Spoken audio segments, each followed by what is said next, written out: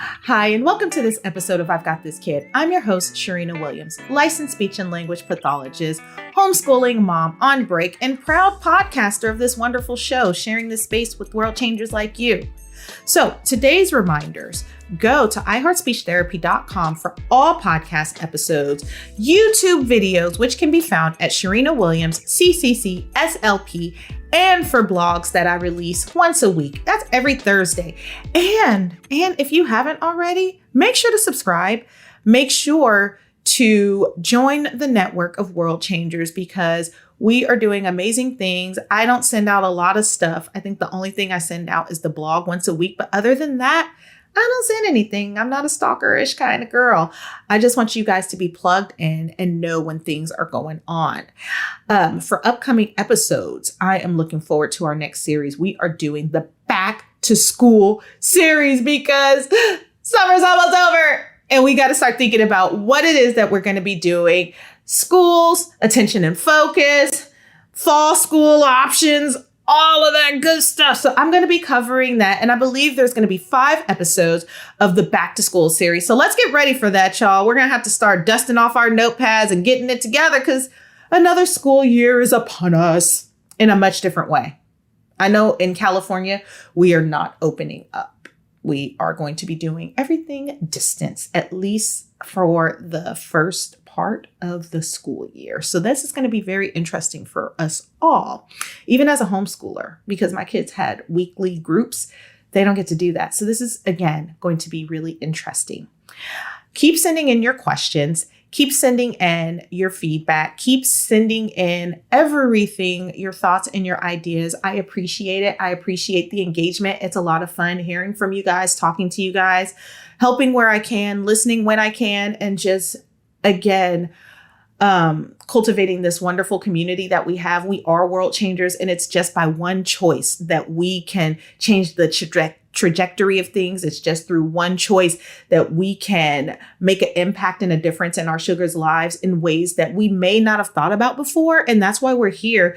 And we also want to make sure that our sugars are doing everything that they're supposed to be doing developmentally, and that we are on top of everything, that we're advocates, that we are putting our best foot forward in all areas. And so again, I'm always excited to share this space with you. So today's episode, oh, y'all, you guys know what? I think I put myself in these situations where I just think about these things. I talk about these things and then I start writing about it. And then I'm like, I should probably record this, because before I recorded this episode, I definitely put a blog out about discipline is not abuse. And I know when people read that topic, they were like, and then some people were like, yeah. But wherever you fall on that line, I just wanted to come to you guys, talk to you guys from a real place. No, this is not going to be boring and it's not going to be preachy, but it is going to be honest and it's going to be done Cherina style. So if you guys have watched past episodes, you know how that goes. So in general, I touched on the subject of discipline because I think that mutually, when we hear that word discipline, like there are a lot of negative connotations with that word. When you think about it in schools, when you think about it in classrooms, when you think about it societal wise as adults, even when we hear like at work, disciplinary actions, it's almost like a penalty for something. And I wanted to touch on it because I think that people are falling so far on the spectrum of either I don't really touch discipline in my home, I kind of just let things ride, and we just kind of just let it take its course. Let things take its course. My sugar's learning, they're exploring, and it'll all make sense in the world around them in the grand scheme of things.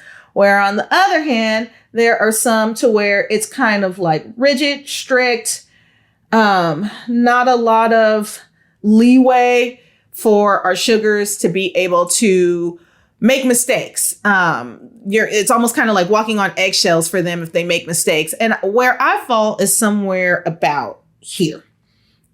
I am a strong believer and proponent of appropriate discipline for actions and we try to talk things out in a way that is appropriate for our sugars, and we try to penalize in a way that's appropriate for whatever took place.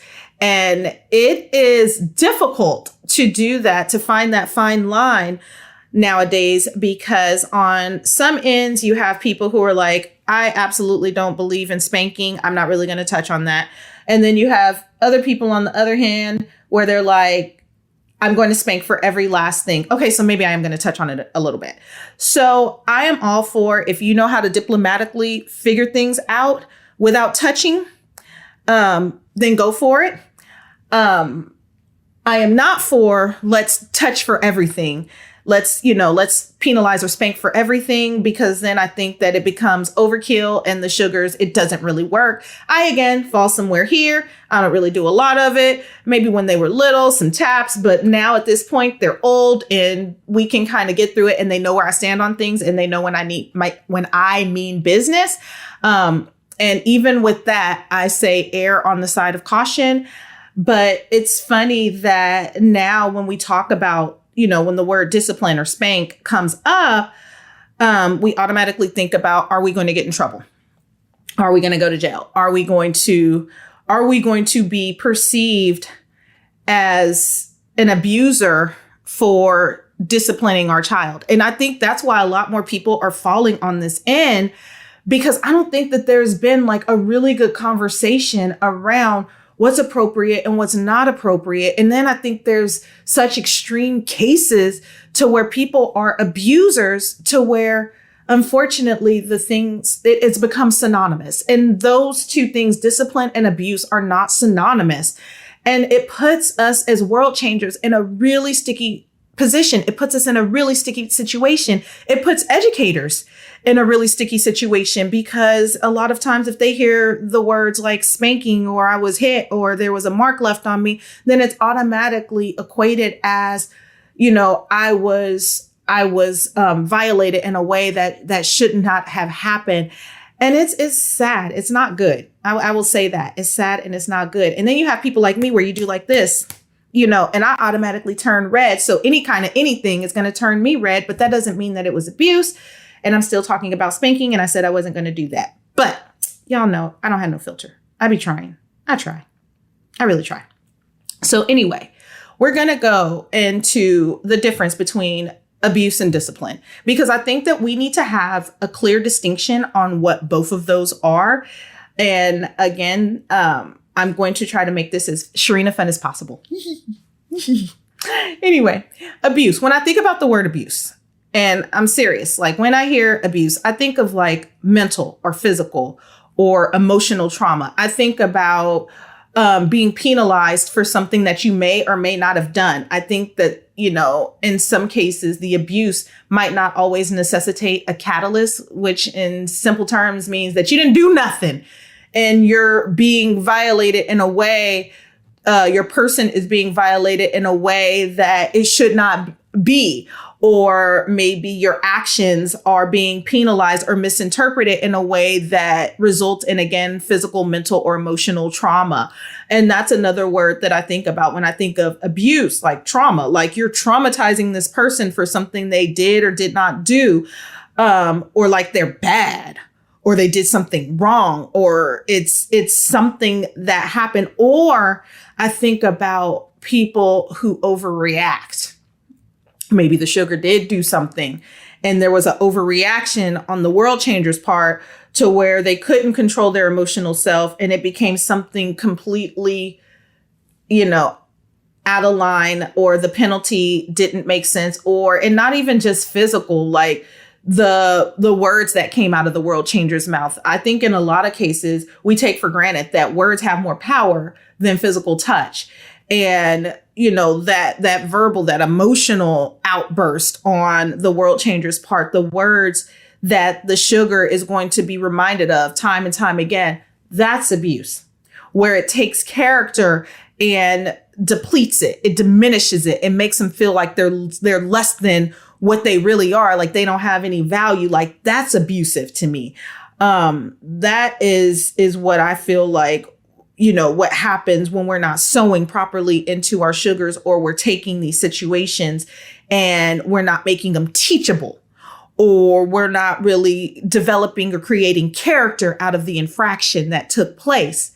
It's a serious problem. And I think that whenever we suspect that that is going on, or we know it is going on because we've visually seen it, or we are experiencing it ourselves, then that's when we need to have a different conversation and get some help. There are all kinds of different ways now. I believe you can even call 911 and make a fast food order, or do there's different kind of ways now to where you can get actual help without the abuser knowing that you are getting help, or you are trying to put yourself and your sugars in a safe space. Because sometimes it is just one abuser in the house, and then, the other world changer and the sugars are being placed at risk. So I want you to get help if you find yourself in that situation, or any of those descriptors align with what you're experiencing on a day-to-day basis, and know that you're not alone. And I'm very sorry that that is happening with you and to you. And it's not okay under any circumstance. And I want us to be extremely clear that abuse is not the same as discipline. When we think about discipline, we should think automatically, world changers, as establishing moral character, right? We want to get them in check, and not just squeaky clean. I don't do anything wrong. That's not reality either. I'm saying when we discipline, something happened. Our sugar did something. They violated a rule that was already established in the house, or in the classroom, or in society around them. Or maybe there was an accident that happened. They threw the ball and they chucked it and it hit the neighbor's window. And there's going to be some kind of penalty for that, because we should be accountable for our actions. That's establishing moral character. That's establishing for everything that I do, there's going to be some kind of reaction, right? There's going to be a consequence. And it's not even just for the negative. If I do something good, there should be a good consequence. If I do something that, violated someone around me, I try not to use the word bad, but, something that violated the world around me, I violated somebody, I hurt somebody, then I need to, as the world changer, sit down and have a talk. I need to not coddle them through. I need to sit down and have a serious talk and let you know that, hey, that's not okay. Hey, you need to apologize. Hey, you need to pay for it. Hey, you need to fix it before I help you fix it. And I don't want to help you fix it. And usually, world changers, if you have clear, established boundaries of what's okay and what's not okay, then you really don't have to do a whole lot of helping with the fixing. Also, safety parameters. That could be another thing that would require some kind of discipline. You're doing something unsafe. You are behaving in a way that's unsafe. If I see you, and it doesn't have to be extreme. We're in such an extreme society to where we automatically think of the worst thing that could happen. No. I'm talking about maybe they jaywalked, or maybe they did something really just day-to-day stuff that was just, it wasn't safe. It wasn't smart. They didn't know. They did it. And we need to help them through that and teach them this is not okay. This is why it's not okay. That's discipline, right? I'm taking this situation that's not desirable and I'm fixing it, and I'm helping establish your character. Also, I think about enforcing obedience. Why do I want to enforce obedience? If I ask you to do something, now remember, we just did the milestone series, and we talked about from 12 months all the way to 42 months, having our sugars follow the things that we ask them to do. That's obedience. Doing what you're told when you're told to do it. It doesn't get any simpler than that. Why do we want our sugars to do what we want them to do when we ask them to do it? For their safety. To make sure that they understand that there's certain areas that we should not cross the line on, right? That there are parameters around our world, things that are okay, things that are not okay, right? Adults, we don't want to drive 95 in a 50 because there's going to be disciplinary action. What is that? A ticket. Had a few of those. It's not fun. I don't want that disciplinary action. So I try my best not to violate the speed limit. But I'm saying all that to say, we want to enforce obedience with our sugars. We want them to be able to respect the boundaries and the parameters in this world around them, around us, to not only keep them safe, but for their fellow man. So we're keeping our fellow man too. A lot of times we need our sugars to be obedient to the rules and honor the rules around them so people don't get hurt, so people don't get their feelings hurt, or things don't get destroyed, or, stuff like that. That's all it is. And we want to make sure during this time, when we're disciplining, when we're shaping that character, that we're not just telling them what they did wrong, but we're also making it teachable and talking about what to do next. How could we respond differently? How could we react differently? If I was on the playground and somebody snatched my toy and I popped them, then what can we do in the future? What can we do differently? You guys know this stuff happens. Don't sit up there and pretend with me and be like, Cherina, that stuff doesn't happen. That stuff happens. Do you know how many kids there are in my family? That stuff happens. I watch them go toe to toe, and it is no joke. Those kids are crazy. I was a kid too. I was a terror. I used to do stuff too. And so, we talk about it. Did my family always talk about it? Not necessarily, but in my household, we do. So it's a different story, but we want to make it teachable, and we want to make it reflective. We want them to think about what they did, how it impacted others around them, how it made, if it was a violation against us, how it made us feel. I don't like that. And if I don't like it, then Sam over there is not going to like it. And if I don't like it, then Jessica's not going to like it. And so we want to let them know why we don't do it. And then most important, if I don't like it and they don't like it, if it happened to you, guess what? You're probably not going to like it. And so we want to always turn it back to, well, how would you feel if somebody did that to you? And how would you feel if somebody treated you that way? Or how would you feel? Because it seems like nowadays we kind of just act before we do. And not just our sugars, the adults too. We're not always thinking through our actions and the consequences, or sometimes the things that we say and how they can have repercussions to the world around them. Or we don't want to be accountable for the things that take place. And that's the whole purpose of discipline, is we want our sugars to be accountable. We want them to be accountable for their actions. We want them to be accountable for how they treat others around. We want them to be accountable for not just themselves and looking out for themselves, but how would I make that other person feel? And as long as we're in this situation to where it's always like this narcissist, me, and I can do whatever I want and I can behave however I want, then we're going to continue to have this societal problem that people just aren't going to necessarily be concerned or have empathy towards those around them. And that's another thing that discipline does. It helps us empathize with how our actions make other people feel. And so we want to make sure that we are honoring that, and that we're doing our best to do that. That's fitting for our household. That's fitting for our community. That's fitting for the world around us, to where we can ebb and flow together in peace and harmony. That's where I see things going. And our role during these times, while we're establishing moral character, while we're establishing empathy, while we're establishing, and I know you guys probably haven't even thought about this, how we establish how we relate to our sugars. How do we respond when something like this happened to us?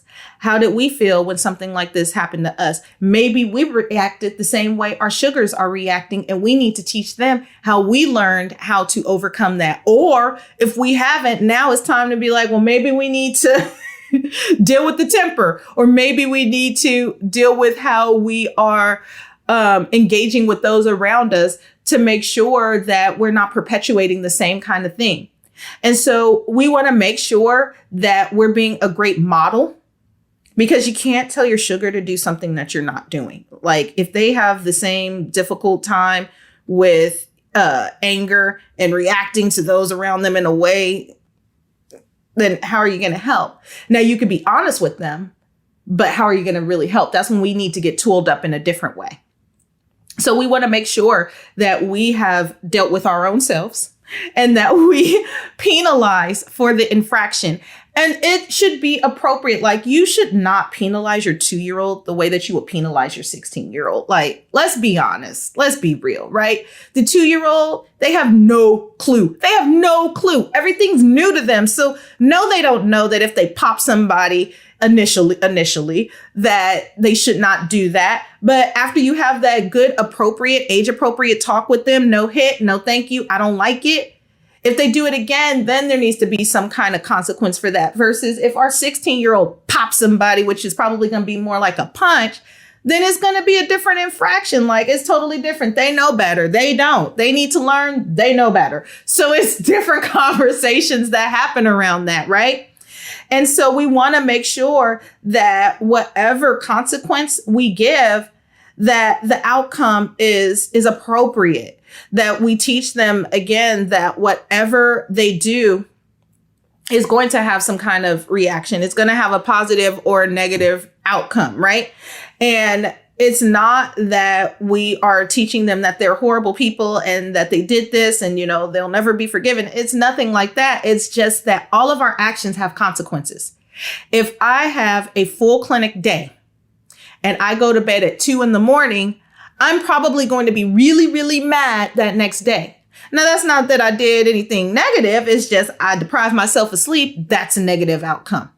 If I cut a car off on the road or didn't let them get in front of me because maybe the lane next to me was closed, like there's going to be a consequence for that. Like, maybe they're going to yell at me. Or maybe because I didn't let them over, when they finally get over, they may not let the next person over. There's a consequence for the action. Or if my friend said something to me cross and I didn't like it, instead of me telling them flat out, like, you're going to have to approach me in a different way for the older one. But for the little one, I don't like it. Or we're going to have to rethink our friendship for the older one versus let's try again. Like, there's going to be some kind of outcome. There's going to be some kind of consequence. How I respond and react to the world around me is how the world is going to react to me. And that's where we teach them. We train them. We educate them. Like, we don't have to be so firecrackery, like little pistols whenever something happens to us. But if we are able to communicate through that and just be honest, then that's okay. So as I go through this process, again, if you guys notice when I'm talking about discipline, I'm really talking about establishing moral character. And so I'm talking more so about, like, how do we deal with life when it happens to us? How do we respond to life when it happens to us? And if we respond in a way that isn't the greatest, then what can we do differently in the future? Right? That's character development. That has nothing to do with abuse. And even in schools, when we think about it, like, I think sometimes they're, and not all schools, so please, schools, don't get mad at me. I'm not school bashing at all. But I think even when we think about our disciplinary methods and we think about the rules and the violations or the penalties that are associated with them, sometimes they feel very punitive without teaching the lesson. And I don't think that this is the heart of the teacher. In most cases, I don't think that this is the goal of the teacher, to be mean to the kids. But I think they're teaching in a much broader way that our actions have consequences. And so if you cut class, then you're going to get a 0 for a day. Or if you don't do your homework for the night before, then you're going to be penalized for that. Or if you didn't study the way you were supposed to, or you decided to do something in the classroom that was inappropriate, maybe talking back to your teacher or not following the rules, like, there should be some kind of penalty for that. But we should also be mindful and think a little bit deeper as to why this stuff is happening collectively. So it doesn't feel like when we're coming to the table that you did this to my child and I didn't like it. And then the teacher's like, well, your child is X, and there's not really any remediation. Everybody's just focused on that actual, like, disciplinary action that took place rather than looking at, like, the root cause of what's taking place. Like, maybe little Sugar is having some stuff go on in the family and the teacher didn't know about it. So maybe that's why homework's late. Maybe we need to, instead of thinking about penalizing, thinking about X. Or maybe, I've heard countless reasons, and I'm not even going to go down the hundreds of reasons I've heard over the years. But I just, again, want us to be mindful about when we are enacting these rules, when we are enacting these penalties, making sure that they're appropriate, making sure that it is in alignment with the, the boundary that was broken. Because a lot of times whenever there's some kind of penalty enacted, some kind of boundary was broken, some kind of line was crossed. And we want to make sure that we are helping our sugars along the way, especially in the classroom, and that as world changers, we're very clear about the penalties that are taking place. This is a really interesting subject, and I could probably go on and on and on, and you guys know I can, but I am not. I'm going to give you guys some tools, and we're going to talk through some tools in order to get us to a place to where we could think about this word in a much different way. Instead of thinking about it always in a negative, how can we be proactive? So our sugar should understand the consequence attached. So if our sugar did something and we give a consequence, they should understand why. Not only should they understand why, it should be consistent.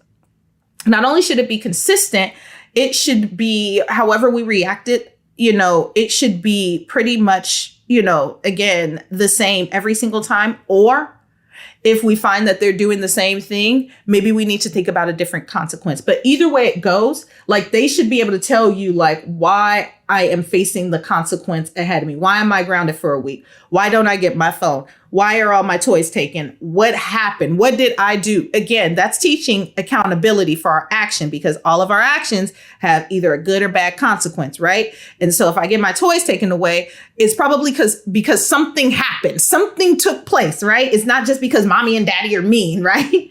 And it's okay, young, to start asking them, do you understand why this is happening? And they should be able to tell you, I'm infamous for it. When my kids were little, if they didn't put their stuff back and I walked into the room and I couldn't walk around, well, then it's time for me to take possession of some toys and hold on to them. Do you understand why? Because I didn't clean up. Oh, sugar, you didn't. I'm going to hold on to these for a few days. And then when you're ready to clean up again after yourself, then you can have them back. We understand. We're on the same page. They know in the future, if I don't clean up, then I'm going to get them taken away. I'm going to get my stuff taken. If I don't do this, then X, Y, and Z is going to happen. I understand why. We can't be passing out consequences without the understanding why, because we take away the ability for them to reflect. We want to talk to them about how they can handle it. We want to talk to them again, going back to dealing with the self, how we handle stuff like that. I told my kids in a heartbeat, when I was a kid, my room was a hot mess. It was terrible. They should have did more to me about that. It was terrible. But then I got tired of myself because my mom was super clean. And so I started following her lead. I don't suggest y'all do that. But that's what she did. And she figured, she knew my personality. She was like, she'll deal with herself after a while. But I'm different. I'm like, hey, look, you got this stuff. I need you to put it away. I'm trying to come in here and hang out with you, and there's stuff everywhere. I don't even want to sit down in this room. I don't even recognize this is part of my house. This is nasty. Get this together real quick. That's how I roll. That works for my household and works for me. But I want you guys to talk about that. And I talk to my kids about that. I tell them how trifling I was. They know I'm not now, but then I was. I didn't care. I didn't. I really didn't. And it strengthens your relationship when you're vulnerable and honest like that. Because then they're like, well, mommy made mistakes too. Mommy was nasty. Mommy had stuff everywhere. Mommy has stuff everywhere. Don't even get me started on the hamster cage I never cleaned out. Herbie's hamster cage. Woohoo! Smell them at the front door. Anyway, 2, avoiding disciplining your sugar when angry. I'm going to read it again. Avoid disciplining your sugar when angry. If your sugar did something and you know you on level 10 and you know you're on level 10, it's not time. It's not time. I've talked about this before when I'll say it's okay to tell your sugar mommy or daddy needs a break. Take a break. Take a break. Tell them I'm mad right now. I need my space. Give them the, you don't even have to yell. Just I'm mad. I need my space. I'll be back. We're going to deal with this. Make sure to come back and deal with it. Be okay to be mad. It's okay to be mad because, again, you're teaching them it's okay to be mad. It's okay not to like this stuff. It's not okay to pretend like, everything they do smells like roses and flowers. That's not cool. That's not cute, because then they're going to go back into the society and they're going to think that everybody else thinks that their stuff, their actions is rosy and smells good, and they don't. And they're going to find out a hard lesson on the playground. I'm helping you out, world changer. I'm serious. This topic is crazy because I honestly I think we're doing a job at it. And we got to think about this, right? So after you cool off, then go to them. But it's hard to be rational when you're on level 10. It's hard to, teach a lesson when you're on level 13. Like, just go, take a minute, take a walk. I tell my 2-year-old clients, like, if your sugar does something, especially like if it's tantruming and like they've gotten into the habit of using tantruming and an hour later they're still on the floor looking for you to respond to them, I'll tell them, take a walk. Because there's no need for you to sit there and watch that when by the time they calm down, you're going to be like this, ready to explode. That's not the way to do it. Because remember, we're their model. And we could tell them, I need space, I'm mad, I'll be back, and I'm going to deal with it. And that's what you do. And they know you're coming. Just, again, make sure to follow up. Make sure to follow up.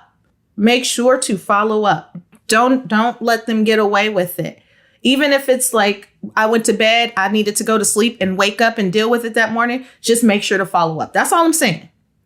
Make sure that, the discipline, the penalty, whatever it is, however you're going to penalize the sugar, that is equitable. Make sure if you have what I like to call them stair steps, those parents that had like one baby and then as soon as the baby came, the next baby came and they're like barely a year apart or they're a year apart, but they're close enough in age, right? Make sure that if Susie threw a ball in the neighbor's window and then little Paul came through and did the same thing, that both of them have to pay for the window. If it was on separate, I don't care if it was on separate occasions. Susie, you paying for that window. You doing some extra chores. You doing something. You're paying this off. You're paying this off. Like, we're eating hot dogs for a week because Susie's cooking hot dogs this week. I'm not cooking this week. She's our chef. This is what's happening. You're going to have some kind of consequence. Little Paul threw the ball in the window. Guess what? You're chef for the week. You're doing extra chores. You're doing Susie's chores. Like, you're going to pay this off. You're mowing the neighbor's lawn. You're doing something, because I'm not going to just pay for this if they don't have any money. They don't have any money. I'm not just paying for this. I'm not going to be accountable for what you did. Now, for the older sugars who are able to work, buddy, you better get a job and pay for that. Like, I'm not paying for that. You're going to pay for that. I do that stuff now. I love whiteboards. And my daughter, I have this 3-tier whiteboard. I love that whiteboard. And it's 3-tier. And you can like make it turn into a triangle, but then you can make it go long. It's wonderful. She took it one day. She was being silly and it was in the triangle. And she said, smack. My heart dropped. I was like, you didn't. And she just was like, and I was like, you're paying for that. And she was like, what? You are paying for that. $16. Lakeshore Learning Center. You're paying for that. She was mad. She was real mad. She paid for it though. I got a new one. I ain't even used it because I'm on break, but she had to pay for it. So it teaches her in the future that when you do stuff like that, when you break people's things, when you violate their things, when you violate their space, you have to pay for it. I didn't break it. I'm not going out and spending my money on another one. She got money.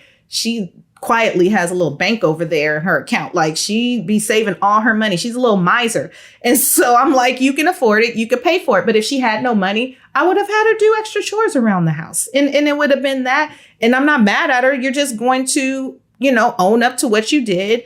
And there's a consequence for what you did. Please don't break my stuff in the future. And we'll get along great. If the boundaries that are crossed, if it is somebody with somebody in the house, if it is with somebody outside of the house, if it is with somebody in the school, if it is with, XYZ, I don't care who it is. Make sure they apologize. Make sure they apologize. Make sure they apologize. I hear more and more nowadays when I have my sugars be accountable, it's okay from the adult. And I'm like, wrong answer. You can't let them think that their actions and everything that they do is okay. Like if they violate something or they, again, cross a line or a boundary, they need to be accountable. Why? Because it helps them respect people around them.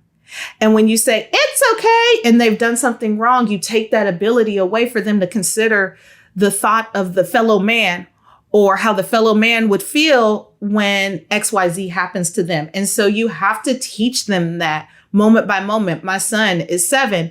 And since he was like 4 or 5, I have him open doors. I still teach chivalry. And so I'm like, if a lady's coming through, you open the door. You don't go through first.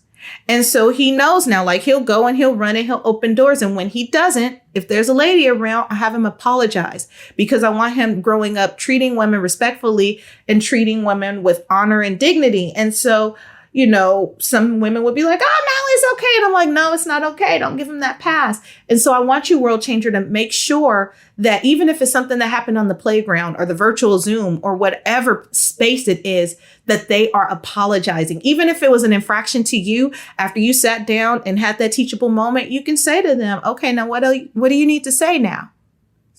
And they might look at you, especially if it's new. You say sorry. You just tell them it's time for you to say sorry, or I apologize if you don't like the word sorry. Again, nobody really likes at the heart of things for making people really feel bad, and teaching them how to have that like accountability is really key here. And that's how we discipline, is we make them accountable for the actions that they take against others. Once you have disciplined your sugar, I want you to do this. This is going to help you so much. And it's going to help them because they're going to do what you do. I want you to forgive them. You're like, why would I have to forgive my child? Because our sugars are little. They start off really little and they start off exploring. And it's really beautiful and it's really cute. And they get older and they get older. And they start slowly turning into a person. But if you remember yesterday's infraction and you're holding on to it, I remember when last week if you're constantly reminding them of the things that they did wrong, guess what they're going to start thinking about themselves? That everything that they do is wrong.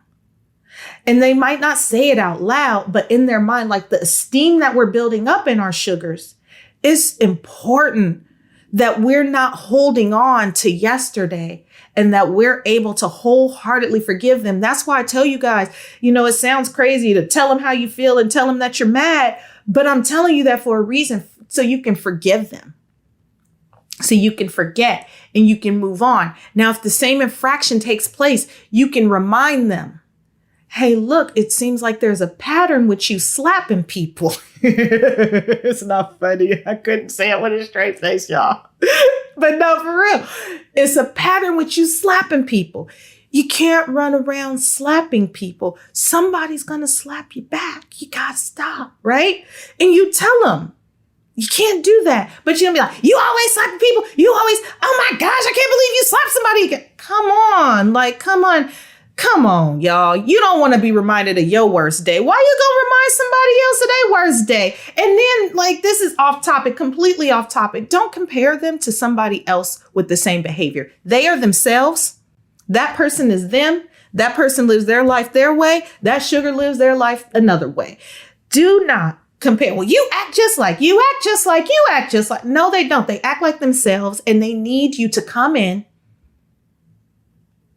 and help them know what's appropriate and what's not appropriate. Forgive them. And not only do you forgive them, make sure that you have them forgive themselves. And I didn't realize how powerful this was until I started doing it with my sugars. And it came out of my daughter was just having a really rough time and she was just trying to figure things out, but she kept doing stuff. And I realized like her countenance was low and I had to start asking her and telling her, hey, I forgive you. It's water under the bridge. Everybody in this house forgives you. Do you forgive yourself?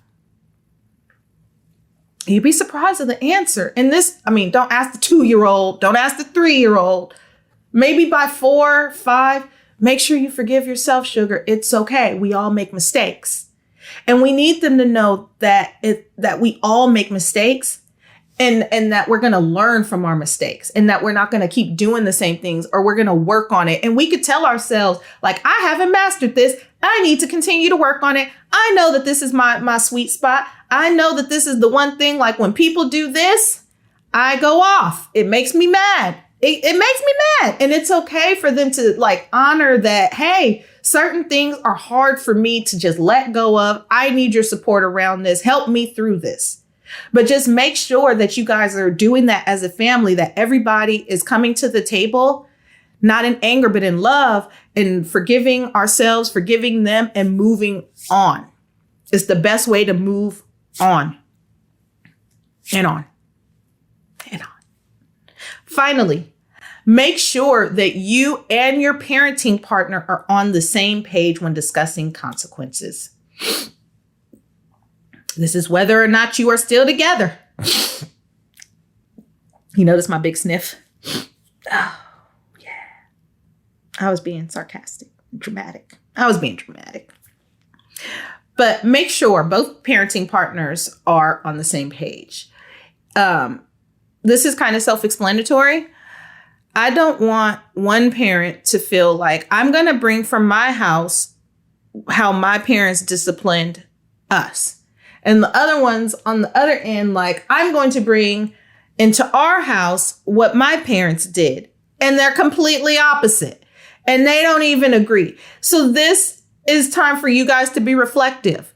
What worked? What didn't work is going to look different for every house. Every house is going to look different. Even worse, every kid is going to look different and how you approach them. Like, yes, the consequences should be equitable, but how you communicate with them is going to be completely different because they're completely different people. And so make sure that you guys are on the same page, whether you live together or not, how you're going to go about when communicating about this, their actions, infractions, how you're going to penalize, how you're going to, whatever it is that you're going to do so that you guys are sending the same message, a united front. And I did a whole podcast episode and a blog on the united front. You want to have a united front. If you're not sure what that is, go check those two out so you can understand the importance of coming together as a very strong team and being able to approach your sugar with love, respect, dignity, but also with like, that wasn't okay. We need to fix that real quick.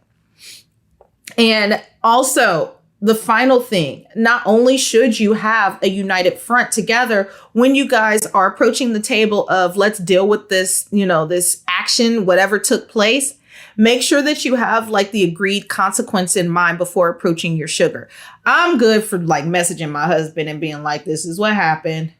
And he's like, we're, still social distancing and his office is on the other side. And I'll be like, this is what happened. How do you want to proceed? And he'll give his input. I'll give my input and we'll go from there. We've been practicing a while, so it really doesn't take much. And we're usually on the same page as far as what we want to do. But I want you world changers to make sure that you guys are united together. Don't let your sugar's actions get between your beautiful, harmonious relationship. Okay? That wraps it up for me, y'all. I'm telling you, this is a sticky subject. I know this is a sticky subject, and I know that I gave a lot of my own personal feelings in this, but I tried to explain things in a way that makes sense for all of us across the board, no matter whether you're on this end or this end. Let's come together here and at least agree that our sugars should have consequences for their actions. And that it's our role to make sure that we are making these moments teachable and not just, penalizing them without explanation and without resolve and without forgiveness for the future. Because you know what? We love our sugars and we want them to be well balanced and we want them to be able to relate to the world in a way that is meaningful and that is coming from a real place, and that they're not just running through life feeling like whatever they do is okay. We don't want to send that message. And we also don't want to send the message that they're horrible people, because they're not. We all had to learn. We all had to learn some way, shape, form, or fashion, and life will teach you. Whether you get it from home or get it out in the community, life is going to teach you community-wise what's okay and what's not. But it starts with us. It starts with you. You are the biggest tool. You are the biggest asset. You are amazing, and you can totally do this stuff, world changer. So until the next time, take care. And also make sure, go ahead and go to iHeartSpeechTherapy.com, subscribe, like, share your feedback. We're a community. All right.